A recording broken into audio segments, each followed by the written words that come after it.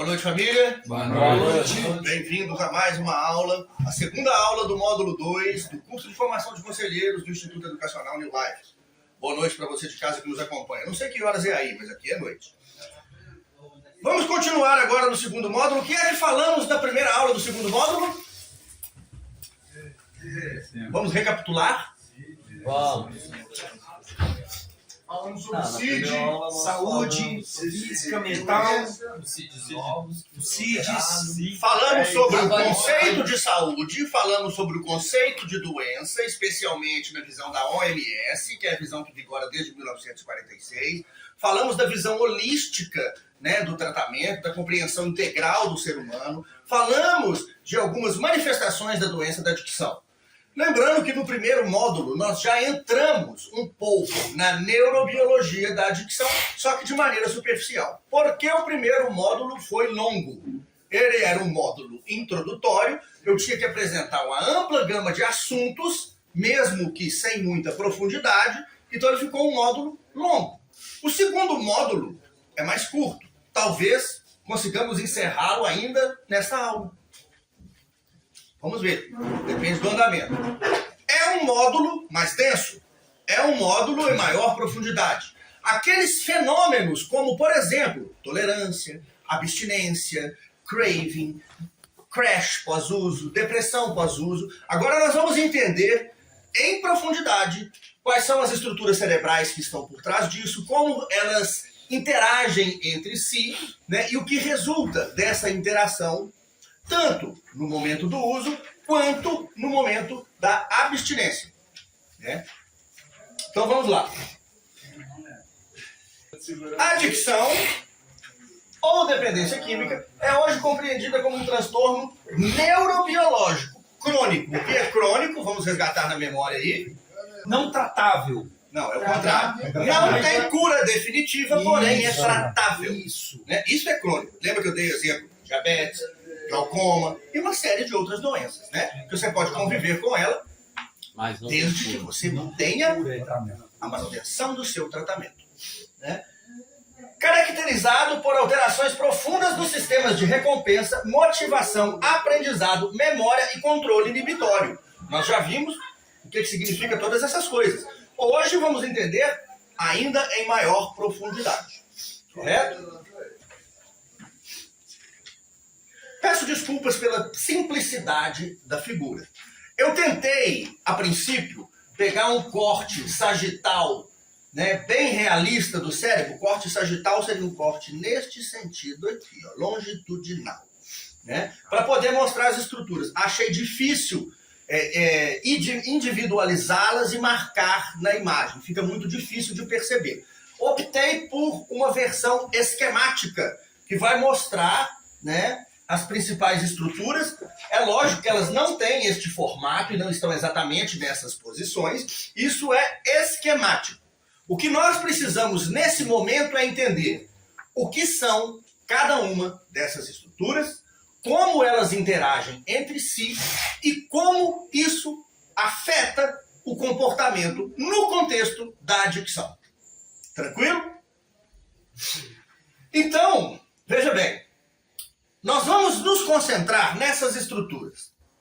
Córtex pré-frontal. Aqui está PFC, porque está da sigla inglesa, né? Mas é córtex pré-frontal. Lembra que eu já falei muitas vezes do córtex pré-frontal, né? É o seu gerente da tomada de decisões. Ele é que, entre aspas, gerencia o restante da sua mente. Lembra que eu falei que em algumas circunstâncias ele fica meio desconectado, né? E as coisas correm meio soltas? Nós vamos entender agora por quê. Essa estrutura aqui é o tálamo. Eu já falei superficialmente do tálamo. O tálamo é uma estrutura que está localizada mais ou menos por aqui, ó, abaixo do corpo caloso, mais ou menos no finalzinho do hipotálamo, que é isso aqui, né? O tálamo, qual é o papel do tálamo? Lembra quando nós estávamos falando de sensopercepção? Sim. Nós temos 5 sentidos. O tálamo, ele age, dentre outras coisas, como um filtro sensorial. Ele vai filtrar quais estímulos eu estou captando do ambiente que precisam ser mandados para o córtex pré-frontal, para uma análise mais detalhada, e quais são mais imediatos, mais urgentes, que vão ser mandados para a amígdala. Lembra que eu falei que a amígdala é o centro de controle emocional? Eu também falei que o hipocampo é o contextualizador da memória, ou seja, a amígdala dá o peso emocional, o hipocampo faz aquela comparação de memórias e dá a contextualização da memória, né? E nós temos essas duas estruturas que para alguns pode ser novidade. VTA é a área tegmental ventral. Qual é o papel dessa área? É dela que brotam as projeções dopaminérgicas que vão em direção a outras estruturas. Em especial, no nosso contexto aqui, no NAC, que é o Núcleo Accumbens. Não se preocupem com esses nomes. Vocês vão se familiarizar com eles. Ok? Vamos entender o diagrama geral. Então, o Núcleo Accumbens, ele tem uma função muitíssimo importante nos circuitos de recompensa, de motivação, né? E vocês percebem que ele está aqui no meio, interagindo com todas as estruturas? Sim. Pois é esse danadinho aí que fica meio fora de controle, né? Ele perde a supervisão do córtex pré-frontal e ele que meio age solto, produzindo tudo que vai resultar naqueles comportamentos, né, da dicção ativa, que nós já falamos exaustivamente. Então vamos lá.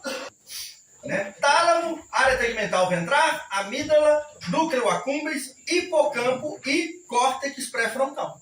Todos aqui, ó. Vamos sintetizar a ideia mais simples possível que a gente pode extrair desse simples diagrama aqui, que está ultra simplificado por razões didáticas. Né?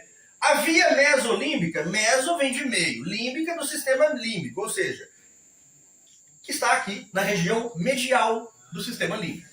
É uma projeção dopaminérgica que se origina na ATV, área tegmental ventral. Então a área tegmental ventral, ela é a origem dos neurônios dopaminérgicos. Memorizem isso. E se projeta para o núcleo accumbens e para o córtex pré-frontal. A amígdala envia principalmente glutamato para o núcleo accumbens. Glutamato, ele é calmante ou excitatório? Excitatório. Aumentando a saliência emocional. Veja bem, a amígdala é responsável pela parte emocional. Ela vai e manda glutamato excitando o núcleo accumbens toda vez que ela acha que aquilo tem peso emocional significativo. Isso chama-se saliência emocional. Ela é causada pela amígdala. Ok? Estão acompanhando até aí? Sim. Né? Nós temos que entender claramente o que faz cada uma dessas estruturas. Né? Vamos seguir adiante. Isso aqui é para a gente ter uma visão global, tá? Não se preocupem se parece confuso neste momento. Vamos lá. Tálamo e hipotálamo. Agora nós vamos começar a detalhar o papel de cada uma dessas estruturas. O tálamo age como um filtro sensorial, recebendo informação dos sentidos, deixando passar apenas o que é relevante para o córtex, enquanto desvia estímulos urgentes para respostas rápidas do sistema límbico. Logo abaixo do tálamo está o hipotálamo. Hipo, abaixo. Tálamo, o que está embaixo do tálamo. O hipotálamo e estruturas límbicas como a amígdala, hipocampo e núcleo accumbens interagem sensação, emoção e estado interno, permitindo que o cérebro responda de forma adaptativa, buscando recompensa, evitando perigo ou restaurando o equilíbrio. Veja bem, o hipotálamo, ele é responsável pela homeostase do seu organismo. Alguém sabe o que é homeostase? Não. É o controle involuntário, por exemplo, de temperatura, de pressão sanguínea, de batimentos cardíacos, de uma série de funções vitais, certo? E isso é em nível involuntário.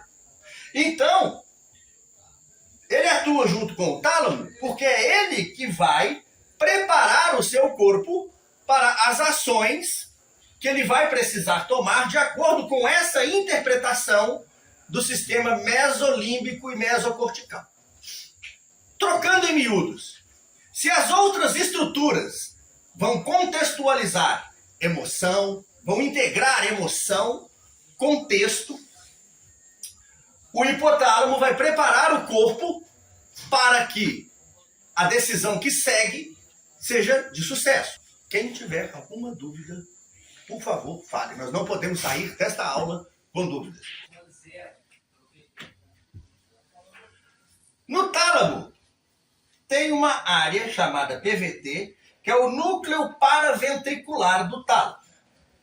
Quando o tálamo, especialmente essa parte aqui, o núcleo paraventricular do tálamo, né, identifica uma pista que já foi associada à recompensa no passado, ele amplifica essa pista. O que são pistas? Gatilhos. São os gatilhos. Né? Envia sinal glutaminérgico para a amígdala. Ora, então ele excita a amígdala. A amígdala é responsável pelas... Está responsável, né, muito pelas emoções. Né? A amígdala aumenta a saliência emocional da pista. O núcleo accumbens é ativado como se a recompensa estivesse próxima. Por quê? Porque a amígdala já amplificou, digamos assim, o significado emocional daquela pista ou daquele gatilho. Então, o craving ou fissura dispara automaticamente. Bom, agora nós já estamos conseguindo contextualizar muita coisa, né? O gatilho por si só é uma situação. Pode ser uma pessoa, algo que você viu, uma música, enfim. É só uma situaçãozinha, né? Então, isso vai passar por um filtro sensorial. Uma área desse filtro vai ver alguma semelhança ali e já vai ativar a amígdala. A amígdala vai amplificar o valor emocional daquilo. Correto? E a amígdala, agora nós vamos ver para frente, também vai se comunicar com o núcleo accumbens. E vamos ver o que ela vai fazer. Ó, o núcleo paraventricular do tálamo identifica pistas associadas à recompensa com o apoio do hipocampo. Qual o apoio do hipocampo, gente? Se o identificador de pistas é o tálamo, porque ele filtra os estímulos, aqueles que têm que ser analisados mais profundamente pelo córtex pré-frontal e aqueles que são urgentes, que são enviados para a amígdala. Né? Se o tálamo tem esse papel de filtro sensorial, o hipocampo tem o papel de contextualizador. O que o hipocampo vai fazer é o seguinte, vai contextualizar a situação. Aí você vai vir a lembrança, você vai lembrar com quem, você vai lembrar como, aí você vai formar a situação de uso na sua cabeça. Né? Esse é o papel do hipocampo. Né? Então, sigamos. Núcleo accumbens, ou NAC. A função central. Ele é o hub do prazer. Hub é onde aquilo tudo se conecta. Né? Reforço e motivação. Integrando dopamina da área tegmental ventral. Lembra que eu falei que a origem dos neurônios dopaminérgicos é justamente na VTA? Ou ATV? Beleza? Com informações emocionais e cognitivas. Veja bem, ó. Ele vai integrar a parte emocional com a parte cognitiva. No contexto da adicção, quando a droga é consumida, o aumento da dopamina no núcleo accumbens gera a sensação de reforço intenso. Certo? É bom, e eu quero repetir. Isso fortalece o aprendizado. Com o uso crônico, o NAC passa a responder mais às pistas da droga do que a recompensas naturais. Comida, afeto, trabalho, contribuindo para a priorização compulsiva da substância. Estão pegando a visão? Sim. Aonde que está entrando cada uma dessas estruturas cerebrais? todas trabalhando em conjunto, cada uma com um papel, e no final das contas, esse trabalho, entre aspas, harmônico entre elas, é o que fecha o ciclo, né, neuroquímico, neurobioquímico da dependência química. Mas temos mais. A boa e velha amígdala. Função central, processamento emocional, especialmente no contexto da adicção. Associa a droga e seus contextos, o contexto vem de onde? Vem da memória, De qual estrutura? Que é a contextualizadora? do hipocampo. Hipocampo. Então, ela associa o prazer e o condicionamento emocional, né? Associa a droga a seus contextos e estados emocionais. Alívio, euforia, ansiedade durante a abstinência. Ela participa do condicionamento pavloviano. Lembra quando eu falei do behaviorismo? Das experiências de Pavlov e de Skinner com animais? Sim. Condicionamento. Ambientes, cheiros, músicas e pessoas ligadas ao uso passam a disparar respostas emocionais e craving. Respostas emocionais. Quando falar resposta emocional, tenha em mente que a amígdala tem papel importante. Quando falar de contextualização de memória, tenham em mente que é o hipocampo que tem um papel importante. Beleza? Quando falar de origem dopaminérgica, tudo começa na área tegmental ventral. Então vamos entendendo aí o que cada uma contribui, né? Tem papel importante na ansiedade, irritabilidade e mal-estar durante a abstinência, o que empurra o indivíduo de volta ao uso. Hipocampo. Função central. Responsável por memória declarativa. Nós vamos ver o que é isso daqui a pouco, tá? E memória contextual. Contextual, os senhores já sabem o que é, né? Quando, onde, com quem algo aconteceu, isso é contexto. Isso é fornecido pelo hipocampo. No contexto da dicção, registra o contexto do uso, locais, rotas, horários, situações sociais. Porque já viram falando que tem lugares em Belo Horizonte que eu não gosto de passar? Rotas. Dispara. Na hora. Contextualiza aquelas lembranças. Certo? E acredite, mexeu com uma dessas estruturas, elas estão interligadas, vai mexer com todas. Atua junto com a amígdala, emoção mais contexto. Memória poderosa, difícil de apagar. Lembram quando eu estava falando lá na terapia cognitivo-comportamental que toda situação que tem um peso emocional muito grande fica gravada com mais intensidade no seu cérebro? Pois é disso que nós estamos falando. Difícil de apagar, o que ajuda a explicar recaídas mesmo após longos períodos de abstinência. Já falei com os senhores, né? Os senhores podem estar há 5, 10 anos limpos e serem pegos por um craving, uma fissura terrível. Alguma coisa aconteceu aqui, ó, envolvendo todas essas estruturas. E quando você parar para refletir, você vai ver que foi algo externo. Ou talvez algo que você pensou, né? Ou até aquela famosa janela killer, né? A janela killer é justamente a memória difícil de apagar. Né? Aí já mais num contexto traumático. Memória traumática. Killer por quê? Killer, do inglês, assassino. Que assassina a capacidade de raciocinar, desconecta o papel do córtex pré-frontal. Né? É por isso que ela é assassina.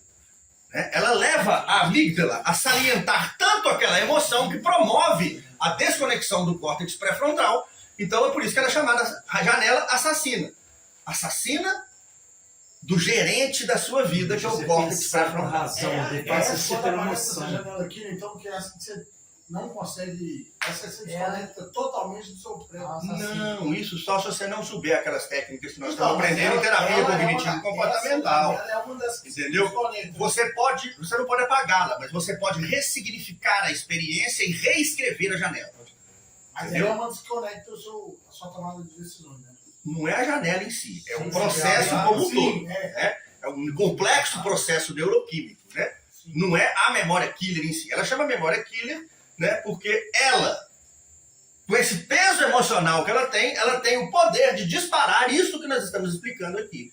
Né? E fazer com que você reaja em vez de planejar uma ação. Daí a importância da parada forçada toda vez que eu detecto um arroubo emocional. Antes de eu agir. Eu sinto a emoção, mano. Digam pra mim, os senhores sabem quando estão com raiva? Os senhores sabem quando estão eufóricos? Os senhores sabem quando estão com medo? Não sabem? Sim. Então é só treinar, ficar quietinho por alguns instantes para deixar o córtex pré-frontal reassumir o comando antes que você entre no modo automático. Faça mesmo. E com o perdão da palavra, faça merda. Vamos Vamos lá! O gerente, ó. Vamos lá. Voltando. Vamos falar do gerente. Né? Córtex pré-frontal, ou CPF, Cadastro de Pessoas Físicas. Função central, controle inibitório. Cara, é disso que a gente estava falando. Inibir o quê? Inibir o impulso. Controle inibitório é isso. Você tem o impulso de reagir, mas você não reage. Você inibe aquilo. Tem que treinar. Nós, enquanto adictos, perdemos grande parte do controle inibitório. Nos tornamos seres reativos, em vez de seres que planejam uma ação. Entendeu? Tomada de decisão, planejamento, julgamento de consequências e autorregulação, no contexto da adicção. Em condições saudáveis, o córtex pré-frontal freia impulsos vindo do sistema de recompensa. Isso é ruim para mim, não vou fazer. Em situações saudáveis. Diminuição. Parei aqui. Não vou fazer. Com o uso crônico de drogas, existe hipofunção do córtex pré-frontal. O que é hipofunção? Hipo é menor, função é função mesmo. Então ele trabalha menos do que deveria trabalhar neste sentido. Né? Então eu perco a capacidade de fazer todas essas coisas aqui com eficiência. Ó, né? De planejar, de decidir, de julgar, avaliar consequências, me autorregular. Né? A diminuição do controle inibitório, né? Nós já falamos. Decisões mais impulsivas focadas no alívio imediato. Né? Se eu estou sem o gerente, meu querido, os outros que estão lá na base ali tomam conta. Né? Pode entender aqui que o córtex pré-frontal é o gerente da loja. Né? E lá no seu cérebro tem aquele monte de funcionários lá, que são essas estruturas que nós estamos falando aqui. Sem o gerente, eles fazem o que quer. Esse desequilíbrio, ou seja, do sistema de recompensa hiperativado, mais um córtex pré-frontal hipoativado, é o núcleo explicativo da perda de controle típica da adicção. Agora vocês estão entendendo de onde vem a perda de controle? Sim. Estamos tendo uma visão mais ampla do que tínhamos no primeiro módulo? Sim. Tá bem mais claro o porquê das coisas, não tá? Uhum. Todo mundo tá acompanhando? Sim. Se alguém não Sim. estiver entendendo, eu preciso que falem agora, que a gente volta tudo se for preciso. Porque tudo depende dessa compreensão. Lembra que eu falei que a gente ia ver o que eram memórias declarativas e memórias contextuais? Sim. Muito bem. Ambas são memórias conscientes. Correto? O conteúdo que elas têm. A memória declarativa tem fatos, eventos e conhecimentos. Ou seja, aquilo que declara é aquilo que fala o que sabe. Fala sobre fatos, eventos e conhecimentos. A memória contextual, ela traz contexto dos eventos. Onde, quando, como, com quem. Entendeu? Ela é um subtipo, a memória declarativa é um subtipo da memória de longo prazo. Tem coisas que acontecem que a gente lembra o resto da vida. Concordam?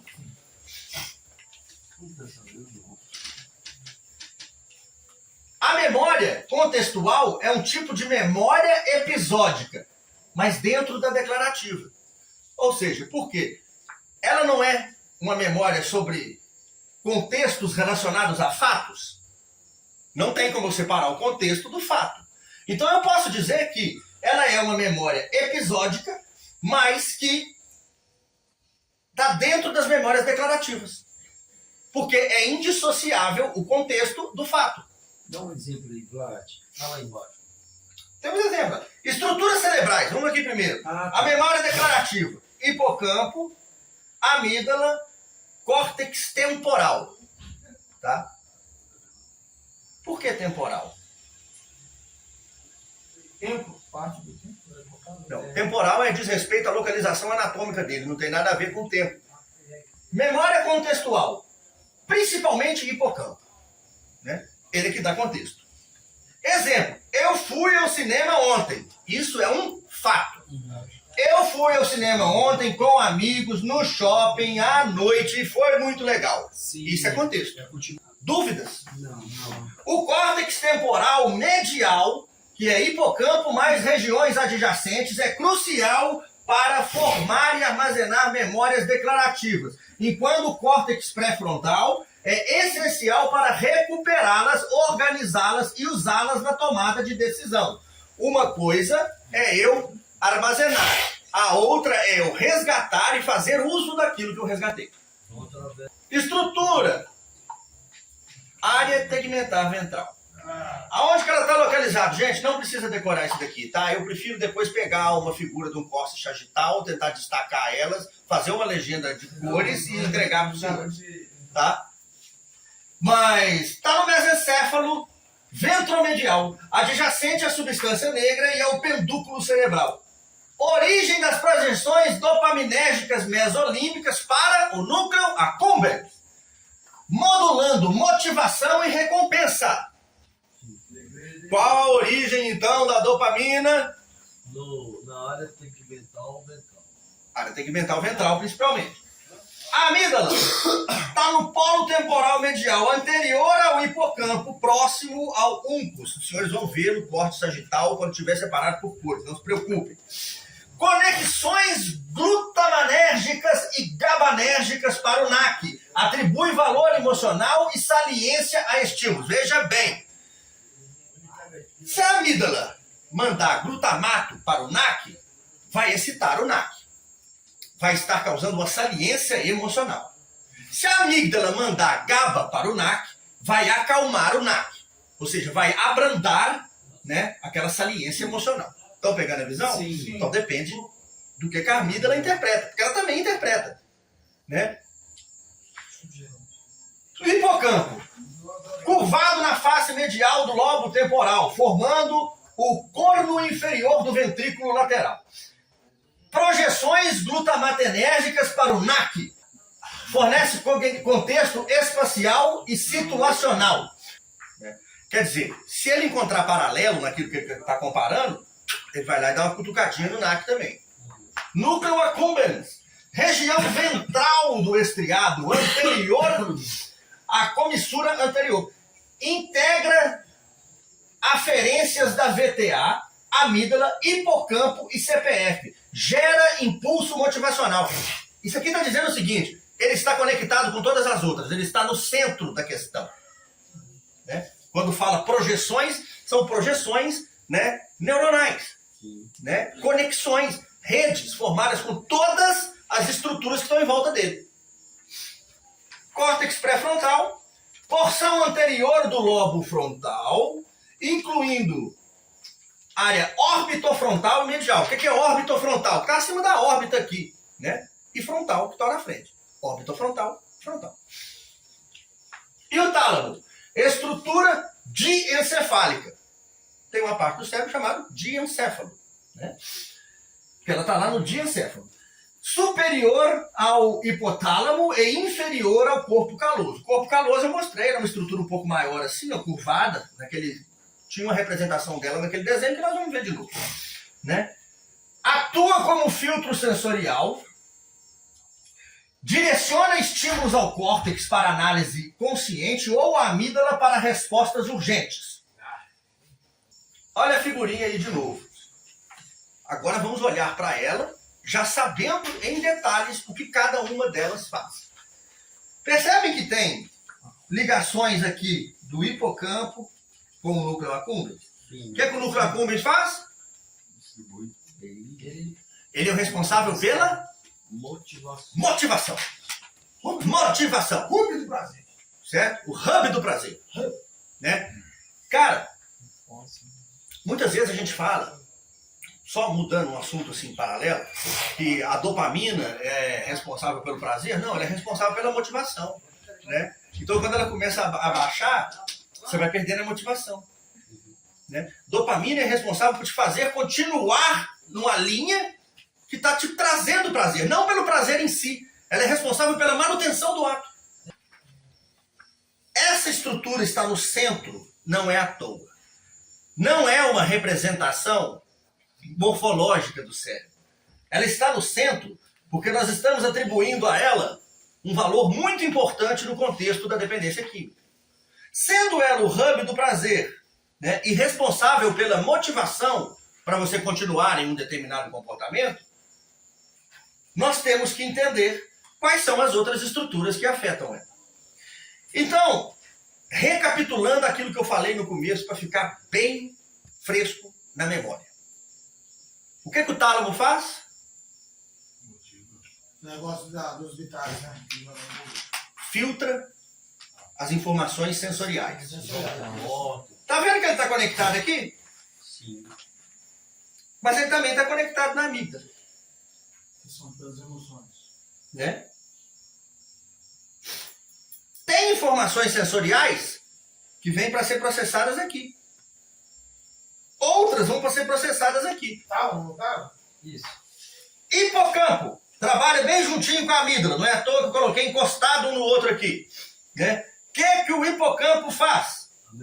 A memória. Contextualização da memória emocional. E quem que é responsável pela memória emocional? A amígdala. Memória emocional, contextualização, filtro sensorial, núcleo accumbens, responsável pela motivação, seja do que quer que você esteja fazendo. Então, se eu tenho um reforço positivo para o uso, é por causa do NAC. Se o NAC pifar, então fodeu. Na verdade, o que acontece, nós vamos entender daqui para frente. O que acontece é o contrário. Ele não costuma pifar. Ele costuma ficar sem supervisão. Aí você vai numa busca desenfreada por aquilo que está te motivando. E se você estiver tendo a motivação errada naquele momento, você vai continuar no caminho errado. Entendeu? Ele também é responsável pelas boas motivações. Só que nós estamos falando do contexto da dependência química. Né? Então, ficou claro o que cada uma faz? Tá começando a ficar claro. Tá juntando. Tá começando. É importante ser repetitivo nesses pontos. Então vamos lá. Ó, durante o uso da substância, o córtex pré-frontal fica hiperestimulado, desregulado e funcionalmente desligado, entre aspas, pela inundação dopaminérgica. Gente, nada funciona direito, nem no topo e nem lá no fundo. Nem hiperestimulado e nem hipoestimulado. Né? Na hiperestimulação ele está totalmente fora de controle. Na abstinência ele fica hipoativado, com menor capacidade de controle, planejamento e tomada de decisão. Resultado, seja no uso ou seja na abstinência, seja pelo hiperfuncionamento ou pelo hipofuncionamento, o resultado é que o córtex pré-frontal perde eficiência para resgatar, organizar e usar memórias declarativas, especialmente as que envolvem consequências negativas, prejudicando o julgamento. O córtex pré-frontal envia sinais glutamatérgicos ao núcleo accumbens para orientar a motivação e o comportamento, definindo prioridades e modulando o impulso de buscar recompensas. O hipocampo acrescenta a esse circuito informações contextuais que aumentam a saliência a pistas ambientais. O tálamo filtra estímulos sensoriais, decidindo o que deve ser processado no córtex e o que deve ser enviado diretamente à amígdala, que atribui valor emocional e sinaliza urgência motivacional. Como que ela sinaliza urgência motivacional? Enviando o glutamato para quem? O NAC. Vou chegar lá. marcando relevância das ações e reforçando comportamentos que produzem recompensa. Na dependência química, esse sistema é sequestrado. Durante o uso, a hiperliberação de glutamato e dopamina, tornando o núcleo accumbens hipersensível, reduzindo o controle do córtex pré-frontal. Na abstinência, ocorre hipofunção pré-frontal e aumento da reatividade do NAC, as pistas contextuais e sensoriais amplificadas pelo tálamo, hipocampo e amígdala, gerando craving automaticamente. Esse é um resumo de tudo que a gente falou aqui. Não tá difícil. Não está. Mas é tá faltando complicado só ao mesmo ilustração. tempo. A ilustração melhor. Mas Então, assim, na verdade, nossa, mais umas 10 vezes vacinado. Vou te mostrar uma coisa. A melhor ilustração está aqui. É essa lá mesmo, isso que eu tô falando, tem que gravar sou eu. Aquela lá do... Mas a gente entendeu que o NAC é o distribuição ali. Isso é É distribuição isso, de A é. melhor ilustração possível é essa. É essa. Porque se vocês quiserem que eu coloque uma completa aqui, Não, isso aqui não. vai preencher a tela toda com todas as estruturas, não, vai ficar até não. difícil. Não, é só o que a gente precisar dele. assim, A primeira figura que eu tinha posto aqui era um corte sagital, né, bem próximo da realidade, com as estruturas que eu tentei salientar em volta, mas ficou até difícil de ver. É o mais essa fácil de todo que a gente Uma quer. coisa É assim. Esse cinemático ficou Uma melhor. coisa assim, dá ou não? A cada um? Dá demais? Então, top. Não top. Eu entendi tranquilo. Que a gente vai É que a estudando gente entre vai a gente, vai Isso, a gente estudando, vai vai... assimilando até o... Passa o cérebro carrinho acabar. saindo daí, entrando no carrinho. Agora, gente, ó, com isso aqui, Ô, Vlad, essa prova vai ser dia. muito em breve. Fica perguntando, não, senhor. É, deixa eu- Muitíssimo em breve. Quieta. Né? Quer? Por exemplo, nós estamos encerrando o módulo 2 hoje. O Mauro, você sai de ressocialização terça-feira. Não sei se eu já te falei. Terça.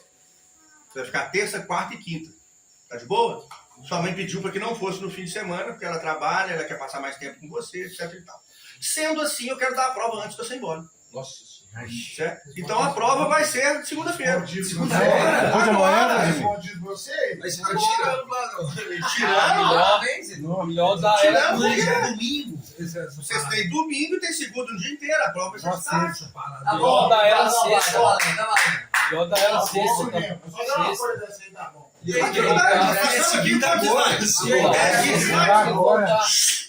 Voltando à vaga fria. Voltar. Gente, acredite, essa é a figura mais simplificada possível e a melhor que tem para vocês estudarem. Top demais. Entendeu? É só vocês olharem aqui, ó. É porque segunda-feira tem o dia mesolímbico. É exatamente o Dia Internacional das Estruturas Mesolímbicas. Vamos lá, não acabou não. Acabou não? Não, vai acabar aqui agora. Tome aí. Na verdade, vai acabar no outro ainda, né? Então, agora, nós já podemos explicar de maneira muito mais detalhada por quê. Porque ocorre o fenômeno da abstinência, porque ocorre o fenômeno da tolerância, porque ocorre o crash pós-uso, porque ocorre a depressão pós-uso. Né? Nós conseguimos fechar esse mecanismo da dependência química com uma compreensão profunda dos principais mecanismos cerebrais envolvidos nessa questão. Então, no primeiro módulo foi apresentado de uma maneira superficial e agora nós mergulhamos no cerne do problema. Agora nós sabemos explicar detalhadamente para alguém que nos pergunte por que acontece. Tranquilo? Sim. E eu vou só repetir algumas coisas que os senhores já sabem, né? Dopamina, reforço, motivação, saliência emocional, glutamato, aprendizado, memória, plasticidade sináptica. Aí eu quero fazer uma observação aqui. Glutamato é muito responsável por plasticidade sináptica. O que é plasticidade, senhores? É uma espécie de restauração dos sinapses? Eu diria assim, plasticidade é a capacidade de formar novas redes neuronais, crescer extremidades dendríticas, né? Tudo isso é plasticidade. Aquilo que eu uso muito se reforça. Então, quando eu começo a estimular excessivamente com glutamato, né, tanto do hipocampo para o NAC, quanto da amígdala para o NAC, essas estruturas ficam cada vez mais fortes, havendo uma persistência do padrão. Por isso que demora para a gente se autorregular. Porque nós estamos reforçando as sinapses, né, fisicamente reforçando as redes neurais que ativam o núcleo accumbens. Né? É como se eu tivesse um fiozinho ligando lá, agora eu tenho um monte. Mais ou menos por aí, uma analogia bem esdrúxula. Né? Então, oi? Plasticidade. Plasticidade sináptica. Ou simplesmente plasticidade. Né? Então aí olha a importância do glutamato aí. Né? O GABA, inibição neural. Essa plasticidade pode lembrar como se fosse uma cirurgia plástica. Pode, essa exatamente. plasticidade sináptica. É como se eu rompesse, se tivesse uma liana, eu rompesse o músculo para ele se tornar mais forte e então, crescer ele. Micro lesões para torná-lo mais forte. É mais uma resistente. analogia válida, mas na verdade é tão simples. A gente nem precisa de analogia. Plasticidade sináptica ou neuronal é o desenvolvimento de redes neuronais, aonde eu tenho a tendência a utilizar muito, onde passa muito impulso ali, vai se reforçar, onde passa pouco vai enfraquecer. Né? Então, se o glutamato é responsável por isso, e eu sei que o hipocampo e a amígdala mandam glutamato para o NAC, essas rotas por onde passa o glutamato vão ficar fisicamente reforçadas. É por isso que o problema é persistente, recidivante. Alterações glutamato. O GABA, muitas vezes, o que acontece com uma droga estimulante? É importante dizer isso. Além dela causar estimulação, ela suprime o GABA. O GABA, ele não é um modulador importante para o hipocampo? Então, se a amígdala, em vez de mandar GABA, mandar glutamato na hora errada, né?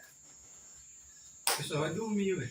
Não, é o contrário, querido. Glutamato é excitatório. Não, o GABA Perdão. que é benzodiazepina. Não, confundi. Nesse caso aqui da estimulação do NAC, ela vai mandar menos GABA. Né? Sistema opioide endógeno, prazer, analgesia e reforço. GABA, de novo, GABA é o quê? Neural? GABA, ácido GABA-aminobutírico. Não, ele é o quê?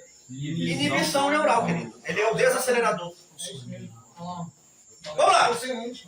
Sistema opioide endógeno e sistema canabinoide endógeno.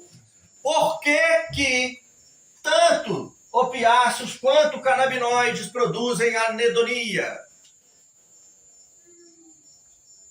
Está escrito ali no. Prazer, analgesia, reforço, aqui regulação emocional, memória e motivação. Mas independente disso, porque, tô falando de sistemas endógenos. Endorfina, no caso? Sim. Nesse caso, O pior é. lembra quando eu falei dos endocannabinoides? Aham. Né? Por mecanismos de ação diferentes, tanto opioides quanto canabinoides têm um alto poder de produzir anedonia, que é a incapacidade de sentir prazer ou motivação com absolutamente qualquer outra coisa que não seja a droga.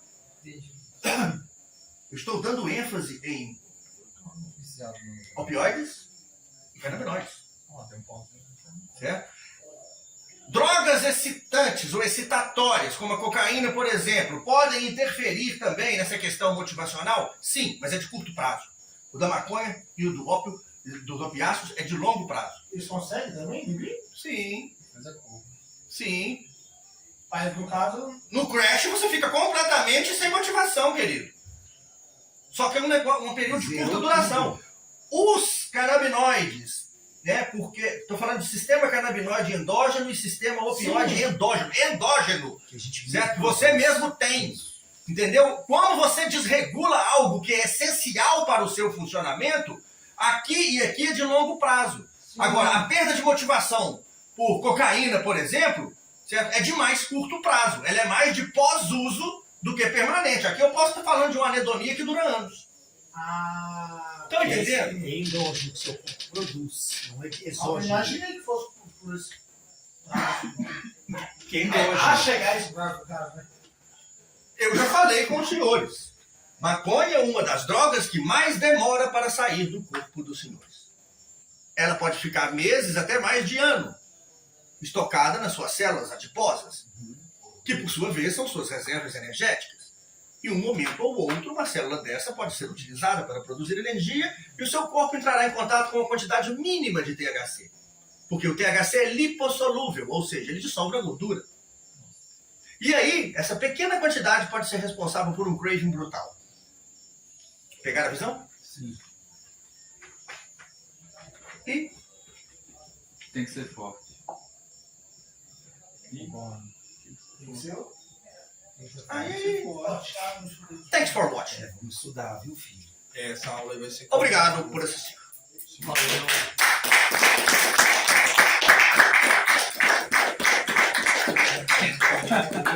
Por isso eu digo, Deus! Conceda-me a serenidade para aceitar as coisas que eu não posso modificar, coragem para falsificar aquelas que eu posso, e a sabedoria para saber a diferença. Só por hoje eu praticar. Recuperação! Força! Recuperação! Força! Recuperação! Força pra vocês também!